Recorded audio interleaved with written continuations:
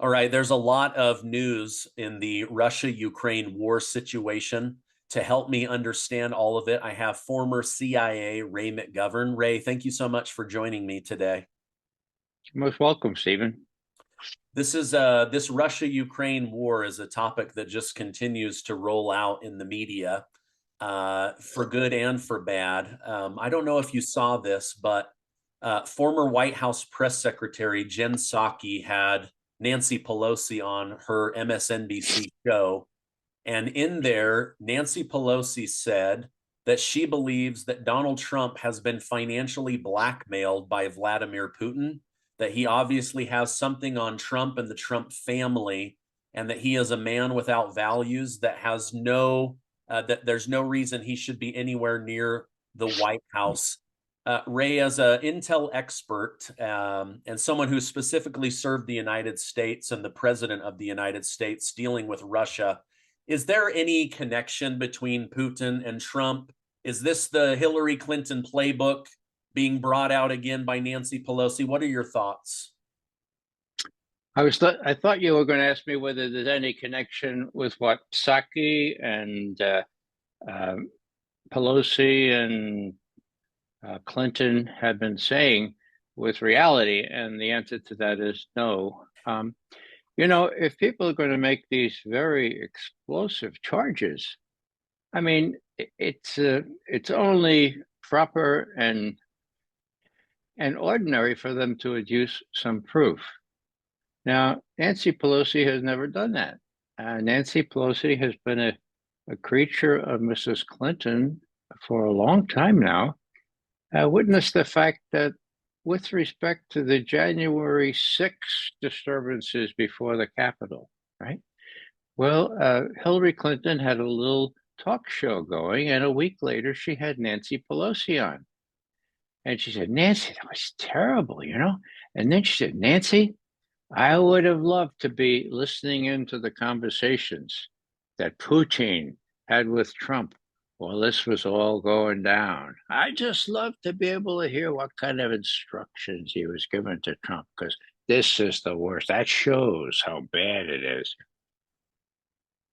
Well, what we have here is the automatic blaming on Trump for about everything, including if it rains or snows.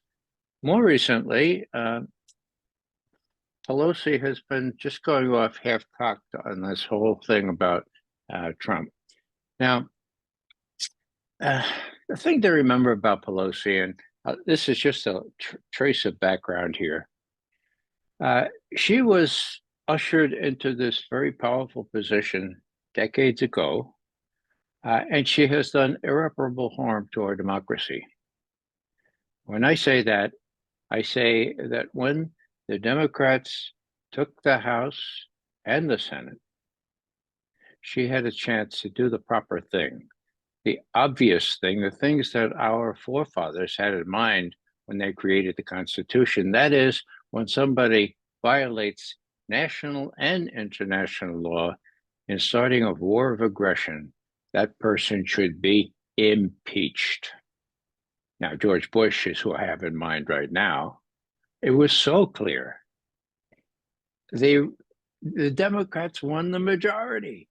John Conyers in the Judiciary Committee made a big thing about we're gonna do proper justice here and impeach President Bush. And what happened? Cindy Sheehan and I visited John Conyers, and when he was delaying and pussyfooting about this, we said, "Well, wait a second, John. You have the majority now. You certainly should be able to impeach." And he said, no, it's out of the question. And we said, out of the question? You're the chair of the Judiciary Committee. It's your duty under the Constitution that you swore to uphold to impeach. No. Why not? Nancy won't let me. Nancy won't let you? What does she say? She says we're not going to win as big next congressional election if we appear divisive. Well, John, what do you feel about that? Doesn't matter how I feel. John, unfortunately, is dead now. He can't Well, Cindy was there. We couldn't believe it. Here's John Conyers saying, no, no. What was he afraid of? Losing the chairmanship of the Judiciary Committee because he refuses to do what she says? So that's how bad it was. Now, in my view, that's when it all went down. When presidents can start a war of aggression, as Bush and Cheney did. Now, for your listeners, you need to know that Nuremberg, after World War II, was very clear in defining what it called the supreme crime. Launching a war of aggression is the supreme offense against international law, dwarfing all other war crimes because it contains the accumulated evil of the whole. The accumulated evil of the whole, a war crime, a supreme war crime. What did that include? Well, think about torture, for example. Think about lying. Think about all the people who died in Iraq, upwards of 1 million, okay? In Afghanistan, probably 1 million there too. Before that, Vietnam. So here she had a chance to live up to her constitutional duties and impeach President Bush, Vice President Cheney. I mean, they were guilty of sin. You could see it all. Even the intelligence people were beginning to say, all right, so we lied. We were told to lie. Cheney come to visit us every week. And we thought, well, you weren't there weapons of mass destruction there. And we said, all right, okay, maybe there are. Okay. So when you talk about Nancy Pelosi, she is not only, well, not to be listened to, but she is to be held accountable for the way our government went down. Now, there's no improvement going on now with Biden overseeing and enabling genocide, my God. You know, that's what it is. But this is all enabled by nobody being held into account by the way our framers decided it should be done, impeaching people in office for war crimes and worse. Sorry to go off on that rant, but Pelosi is really one of the more sinister, whether she knows it or not. She seemed pretty naive in reality, just be saying all these stupid things that people don't believe anymore because Russiagate is very slowly but surely unraveling. And those of us who said it was a phony thing way back in December of 2016, we veteran intelligence professionals for sanity, in December, our December 12th, look up our memo, okay? What we've been talked about, they say, well, this is Putin's pocket here. We're in Putin's pocket, or we're doing his bidding. And of course, Pelosi has said the same thing. So unless we get some way, unless the Congress gets some sort of cojones and some female equivalent of that, namely courage, this is going to go further downhill, and Ukraine is a beautiful or a lousy, an excellent example of how far we've gone down. Yeah. I feel like the only thing that Pelosi puts out that's dependable are her stock trades. Other than that, she's full of it. A good friend of yours is Julian Assange. He, as a journalist, leaked intel given to him about the truth around the federal government, the purpose of American wars, the military-industrial complex. He was not protected as a journalist. His freedom of speech was not protected. He had to flee for his life and live a horrible life for many years. They're now trying to extradite him to the United States, likely so they can torture and kill him. And then they, harp all over Putin for this Navalny thing. But what is the most up-to-date information about Julian Assange? Well, first, just a quick remark about Navalny. Why in the world Putin would have wanted this to happen at this precise point in time is beyond me. So the knee-jerk reaction by the Pelosi's and the Bidens of this world, say, Putin did it for sure. Putin did it. Putin must have done it to Putin. They don't bear close scrutiny. I don't know who did it. But if you're looking for cui bono, who does it benefit? It certainly doesn't benefit Putin. Okay, so with respect to Julian, I first met Julian right after he revealed these key documents, the war logs on Afghanistan and on Iraq, and they spoke volumes about the war crimes that the U.S. was committing, and that terrible video was called cap or murder. The collateral murder to describe the murder in cold blood of 12 civilians, including two Reuters journalists in Iraq during the surge in July of 2008. Okay. Now that went viral, but then it was suppressed. But it shows what these young helicopter pilots had been driven by this hate to do what they did, not only killing those journalists, but killing a good Samaritan who stopped to pick up one who didn't die yet. And they machine gunned and obliterated his van, almost killing his two children. So that went viral. And then, so Julian was riding high because he had this big press conference in 2010. And he had said, look, we have these things. There's a fifth estate now that you can depend on. Now, for those of your listeners who are a little younger than we, that means everybody younger than me. Edmund Burke, the famous British politician, pretty universally admired. He got up in the 18th century and he looked at Parliament and he said, I look at these three bodies. Now, there were two houses of Parliament then, two houses and one House of Lords, okay? And he said, I look at these three bodies and I say, more important than all these three are you in the balcony, you men, they're all men, of course, you men of the press. Far more important to keep our liberties than these three houses, because without you, we could do what the heck we want. He didn't say what the heck we could do whatever we want, and you right heard on it. So the fourth estate, not these three estates here, is the sine qua non for our liberties of protecting our procedures in a democracy. So what happened? Well, as you know better than I, those states in Congress and Parliament and the executive have sort of punted and said, well, we're going to tell the American and the British people what we think they want to hear. I got a beautiful example of that later if we have time.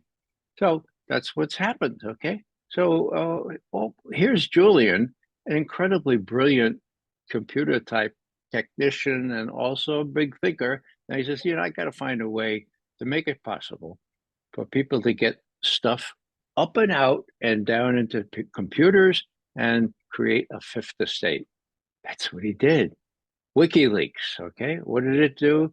It made it available, made itself available to those who would like to show evidence, hard evidence, documents of government crimes, like that helicopter assassination of those 12 civilians, get it up into the ether and down into the computer here, and nobody will know who did it. It worked. He got those Afghan, he got those Iraqi war logs. He even got a lot of diplomatic cables, which spoke volumes about lots of stuff. It helped to start the Arab Spring, so-called, which had a brief but very significant life. Now, they got him. They got him for a lot of reasons. Let me tell you one reason that they really got him, and that is I was visiting him one time. I visited him several times. I think this was the next to the last time I visited Julian in the Ecuadorian Embassy, where he was captive. He couldn't get out, couldn't even get any fresh air. And I had been talking to him for a while, and Julian is a sort of taciturn guy. He doesn't not given to emotion. And he said, well, so what's up, Ray? I said, well, Julia, I just want to let you know that I admire you for a lot of things that you've done, getting truth out. But I admire you most for what you did for Ed Snowden. He says, oh, I said, yeah, called in all your chips in the Far East. You got him out of Hong Kong to safety. And Julian jumped up off the couch and he said, yes, yes. We had to make it possible that at least one of us, one truth teller of significant secrets, would escape having to go to prison for the rest of his life. Think about that for a second, huh? Yeah. Okay, so that was there, and what he did was exactly what I reminded him of, called in all his shits there. Now he knew that if the US government didn't like Julian Assange then, they sure as hell would hate him now, because after all, Ed Snowden brought out documents showing that the US and the UK and others were collecting all our emails, all our conversations, all our every stroke of our keyboard. When I heard this explained to me, I said to Bill Binney, one of the technical directors of the NSA, who joined our group, I said, Bill, I just can't come. Give me a break. You try to tell me they collect everything. And he says, Ray, deal with it, Ray. They can, and they do. Now they don't read everything. They don't listen. They put it in a little storage thing, and I say Ray McGovern's little thing. If they need it, they're gonna get you.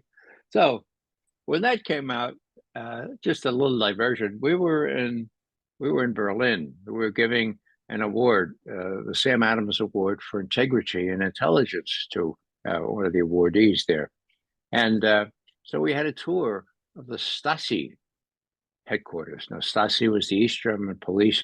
They were incredibly intrusive, but they didn't have the capability. They had paper files on everybody, like millions, but they didn't have the capability that was available now. So we asked the Stasi lieutenant colonel. His name was Wolfgang Schmidt. We said, Wolfgang, if you had that capability when you were working in the Stasi, how would you feel about it? He says, this would be paradise, heaven. And we said, well, Wolfgang, what do you say to people like so many Americans who say, I've got nothing to hide.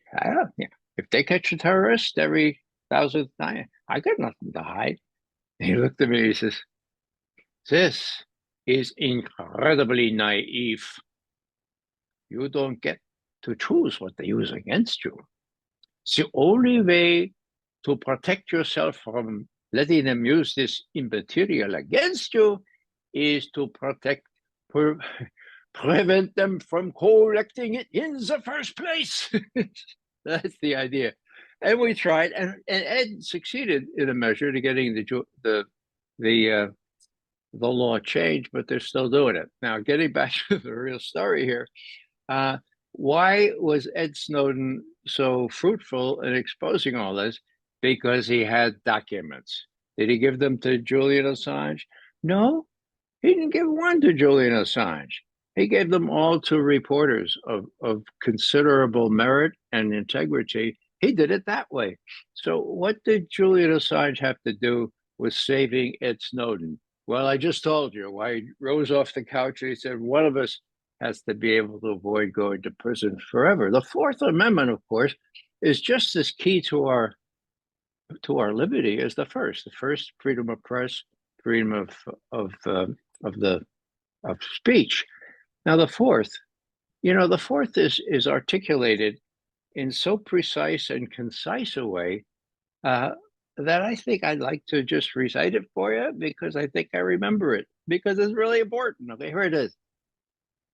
The right of the people to be secure in their persons, houses,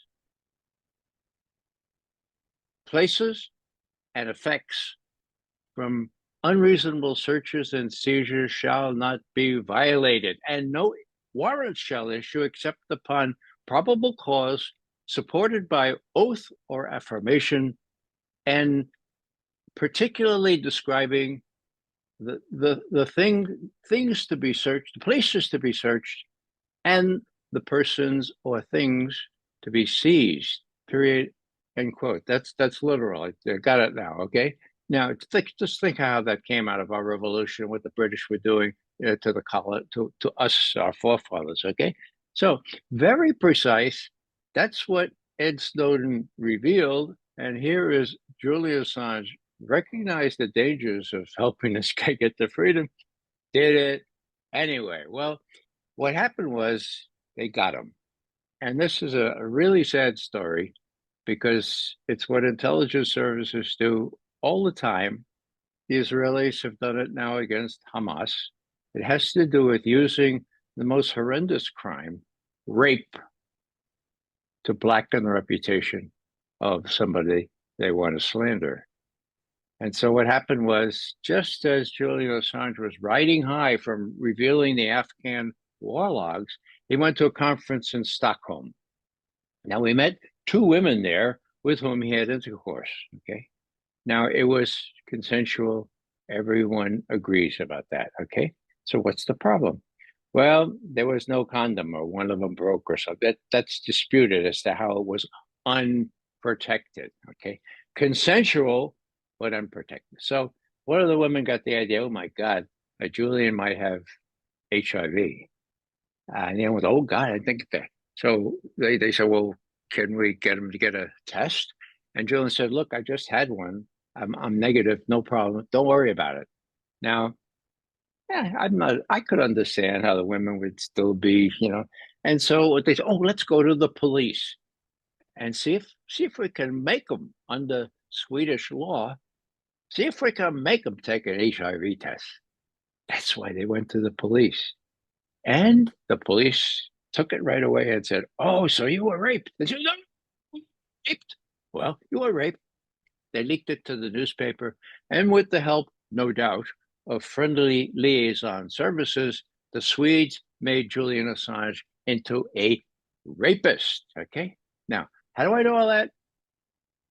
Because there is a UN rapporteur for torture who finally, after lots of delay, looked into Julian Assange's case, and he decided that there was enough evidence that he wanted to see the real evidence in the Swedish police records there in Stockholm. And so he said, I want to see him. And they said, well, you're the UN rapporteur for torture. Come on. They didn't know they didn't know he spoke Swedish. So yeah, part of his family is Swedish. He poured over those things and he saw, my God, these ladies, these people, these women were distraught that the police made this into a rape case. That he could see the exchange of, they knew each other, they talked to each other. They, what are these people doing? Well, anyhow, the charge of rape is one of those really poisonous arrows in the quiver of an intelligence service. The Swedes got him that way. A couple of years later, he's seeking asylum and given asylum by the Ecuadorian Embassy. And for the last 5 years, he's been in maximum security prison, Belmarsh, within London. Now, that's the sad story about how they got him. Now, let me just continue here just for a little while to give you a little preview on what's to be expected for Julian if, as most people think likely, the British bowed to U.S. law, such as it is, and said, oh, yeah, we can extradite him. We have an extradition treaty with you, the United States. It says political factors shouldn't enter into it, but that's all right. We'll extradite you to him. Well, that decision will come down tomorrow. The first hearing of that was today. I listened to a lot of the commentary on that. People are trying to be optimistic. There is one recourse to the European Court of Justice, but we'll have to see what happens tomorrow. The point is, what do you expect to happen to this guy? Well, we know. How do we know? Well, there's one of these, not really shadowy. It was one of the more reputable think tanks called Stratfor, okay, headed by a guy named Friedman, who a fairly good reputation, used by government, of course, contractors, and used by the CIA, recognized widely as sort of a companion CIA. Okay, so what happens? Stratfor is given the task of riding herd on Julian, and before you know it, they find out that there's a secret indictment of Julian Assange. Whoa, 2011. How do we know that? Somebody gave it to WikiLeaks. WikiLeaks released these emails showing that Stratfor knew in 2012 that a secret grand jury had been convened, that a secret indictment had come down accusing Julian Assange of all manner of espionage and everything else.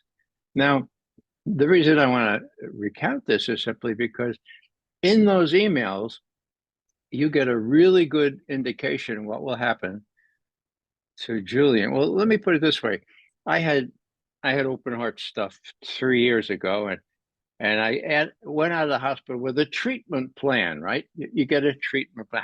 How are they going to? So here's the treatment plan for Julian Assange. Now, it comes from the words of a fellow named Fred Burchin. Who's he? Well, he was deputy chief of diplomatic security for the State Department under Bush. Okay. He is widely recognized as the father of protective custody. You'll find out how ironic that is. Okay. So his emails are the ones that are quoted most in this. He's the one that divulges there's a secret indictment. And this is what else he says with respect to what I call the treatment plan.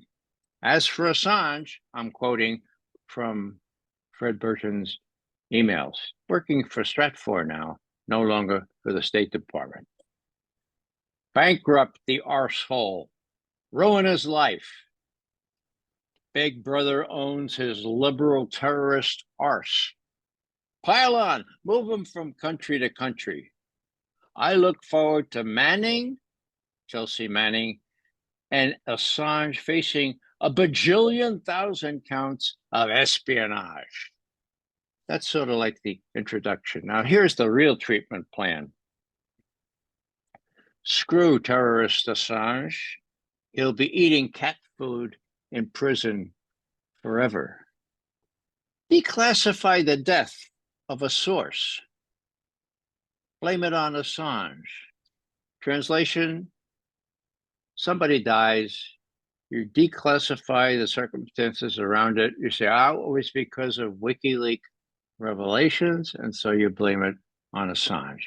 And last but not least, this shows the delicacy of the treatment plan for Julian should he ever show up in the Eastern District of Virginia for trial.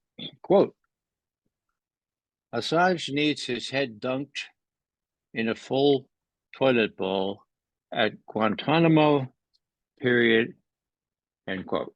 So this just by way of saying that justice has come to this kind of pass in our country.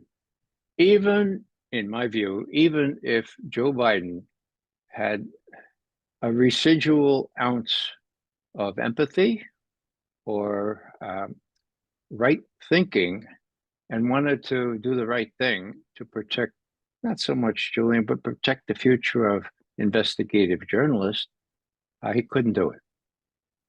Couldn't do it? No, he couldn't do it. And I have a specific example explaining that. I speak on Judge Napolitano's show twice a week. He revealed that he persuaded President Trump to pardon Julian Assange.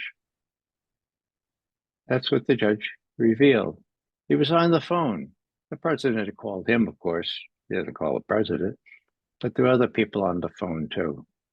It was very clear that the president's decision, President Trump's decision, was reversed by what we call the deep state, the people who have now admittedly and in court documents shown to be spying on Julian Assange in the Ecuadorian Embassy with cameras and video spying on his dealings with his lawyers, on his dealings with journalists, four of whom are American citizens. Okay.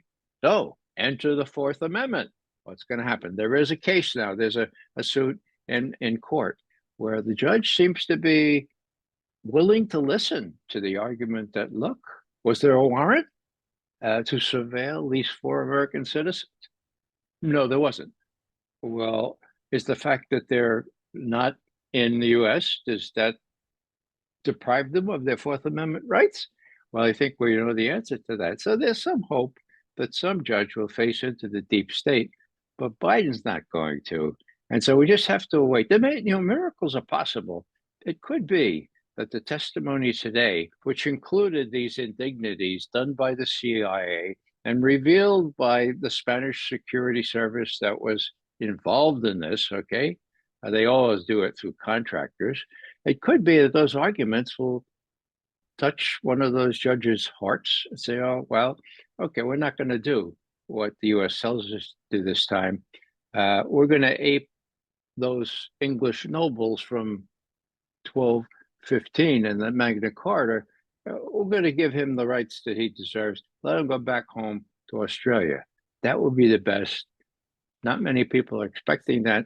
So tomorrow will be the big decision. We'll see where it goes from there. But he's being persecuted in a most unusual way, just being imprisoned. And, it's bad enough being in Belmarsh maximum security prison in London. It was no fun being in that very small embassy and being accused of all manner of things, like being mean to his cat or not flushing the toilet. I mean, they threw everything at him. Sorry to go on so long, but he's a friend of mine, okay? And I think that he's selfless, especially in what he did, as I said before, for Ed Snowden. Ed Snowden is happily married to his old girlfriend there in somewhere in Russia, okay? He has two little boys. He's got a life, and he's helping the world deal with these problems. So Julian saved him from eternal prison. Let us save Julian from the same fate. Wow. Man, they really hate him. They did not want that secret out, that they were monitoring all of us, and they're letting him and everybody else know. It's almost like the the theory that every new president is sat down, they're shown a video of JFK being assassinated, and they say, if you don't do what we want, we'll do the same to you, right? This is what they're doing to all journalists. You share too much truth about people too high up, and you'll suffer the same fate. That's kind of what it feels like. Stephen, you're right. And there are concrete examples of that. I spent a career doing concrete examples. Okay? I later found out it's called realistic political science or international relations, that school of realism. Okay. But when Trump won, against all wishes of all the machinations now coming out by the FBI and by the CIA and by him, they did everything they could to prevent him from winning. Once he won, it was like, okay, now we have to make it clear to him. He's a real estate guy from New York. What does he know about Washington? Let's tell him. And so who did the bidding? Chuck Schumer, senator from New York, calls up Rachel Maddow. Rachel, I'd like to be on your show tonight. Got something to tell you about intelligence. Okay, 7:50. Okay. So he goes on the show, and Rachel says, Chuck, thanks for coming. What is it you wanted to talk to me about? And Schumer said, this is verbatim. Rachel, I thought that Trump was a pretty smart guy, a pretty smart businessman, but he's taken on the intelligence community now. He's criticized them. He's really run afoul of them. And they have 6 ways Sunday to get back at him. He's a very, very foolish man.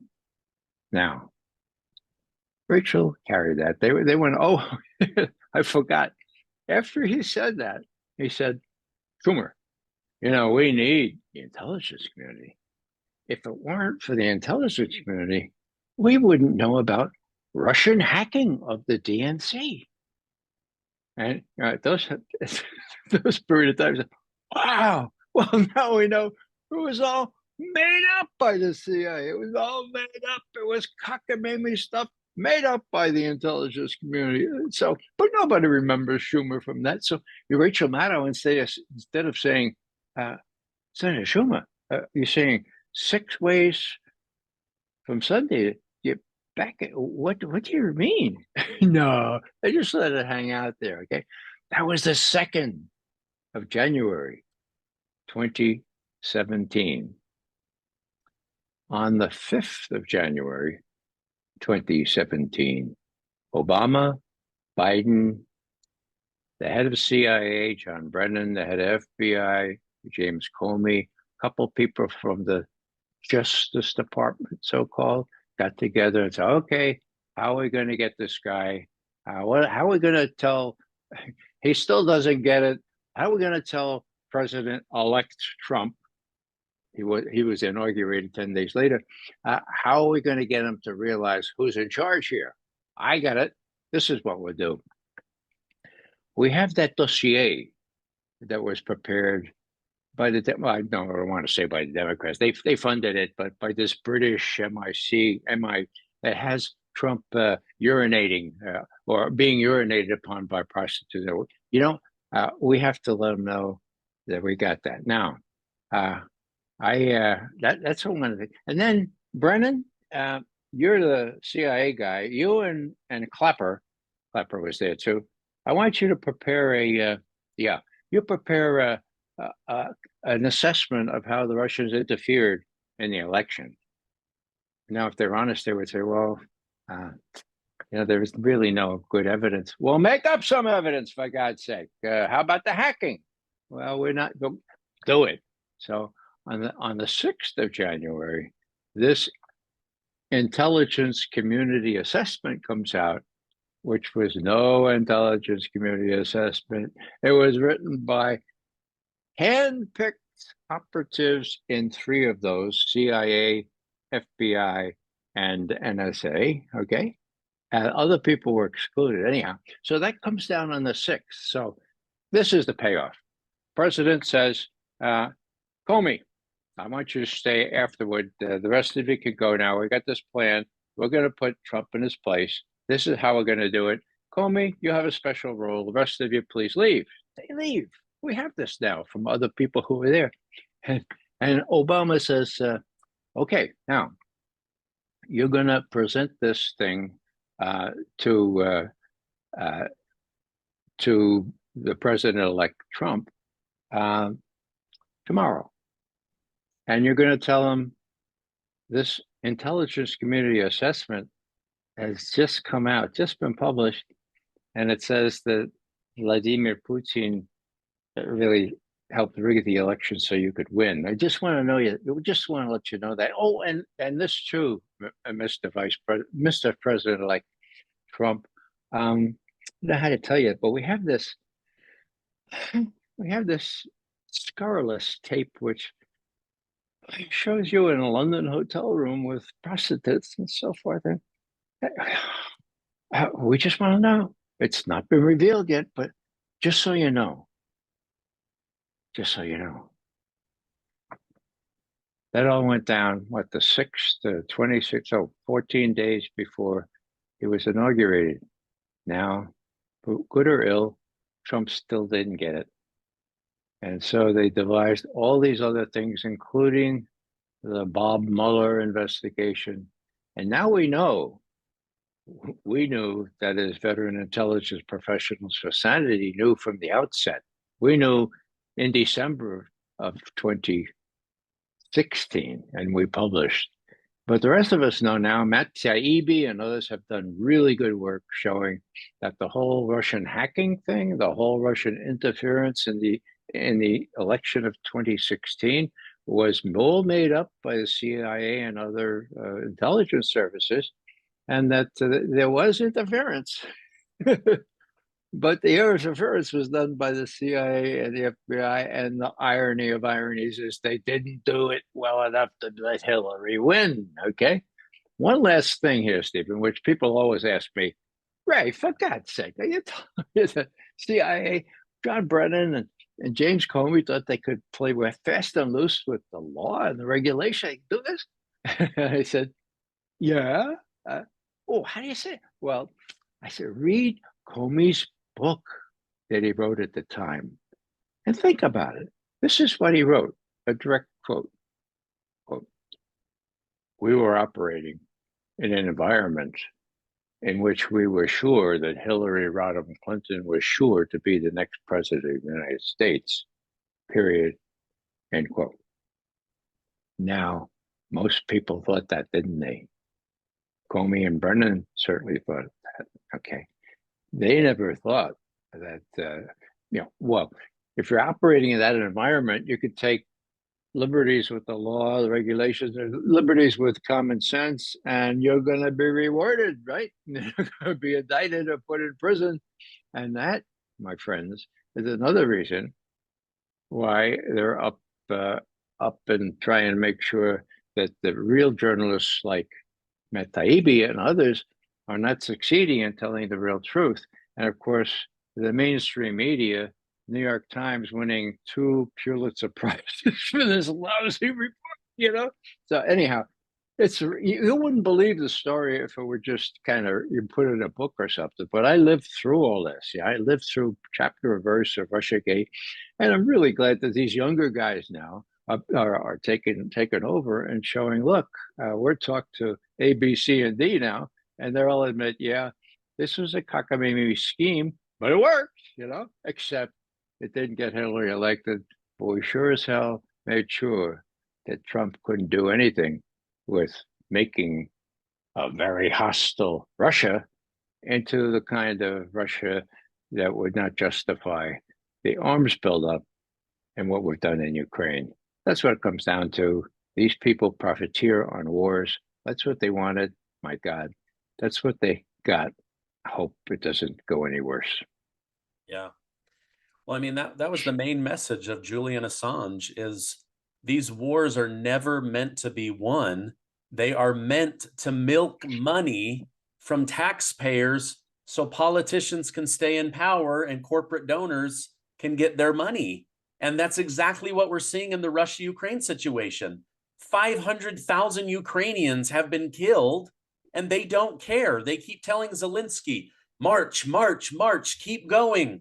Keep going. We'll get you the money. We'll send you the last of our long-range missiles. The Republicans can't hold out forever. We'll screw Trump a second time 6 ways from Sunday. Just keep on going because they don't care if these wars ever end. All they want is the money. And look at Afghanistan, 20 plus years, trillions and trillions of dollars, $300 million a day for what? For nothing. $9 trillion wasted in the Middle East, as RFK Jr. says, for nothing. Imagine if that money had been spent on education, poverty, the border, housing, making life better for Americans. But that's not the system we live in. We live in a system that is addicted to profiteering off of death and war. And using our taxes to do that. Yeah, just a final word. What Julian said exactly is that if wars can be started with lies, they can be ended with the truth. And that's what's at stake here. That's why I'm so delighted to come on to your program and other programs, Stephen, because we are getting the truth around in a way that's not been possible before. You have a really good audience. I think they actually listen. And I think they probably check some of the things that I say because some of them are pretty extraordinary, but true, okay?